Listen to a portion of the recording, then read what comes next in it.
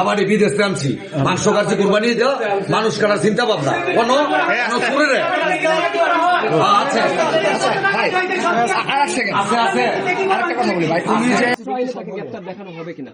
আমরা এটা খতিয়ে দেখছি, এটা মানে আমাদের যে অস্ত্র আইন আছে অস্ত্র আইনের আওতার মধ্যে পড়ে কিনা। যদি আওতার মধ্যে পড়ে, আমরা দেখেছি চাইনিজ কুরুল সুইচ গিয়ার সহ একাধিক মামলা রুজু হচ্ছে বিভিন্ন পর্যায়ে বিভিন্ন থানায়, কিন্তু এই ক্ষেত্রে আপনি খতিয়ে দেখবেন বলছেন বিভিন্ন ধরনের ইস্যু এটার সাথে জড়িত থাকে।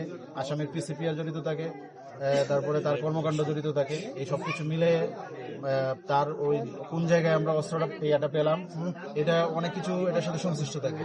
এই সংশ্লিষ্টতার ভিত্তিতে আমরা এই ধরনের ব্যবস্থা নিয়ে থাকি। কিন্তু একটা অফিস, এখানে তার একটা পাশে একটা অটো গ্যারেজ আছে, এই সবকিছু বিবেচনা করে আমরা।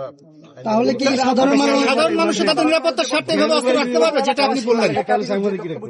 ঠিক আছে, জি, ওনার বিরুদ্ধে পুরো আইন এক জিনিস, আইন এক জিনিস। আপনি কোন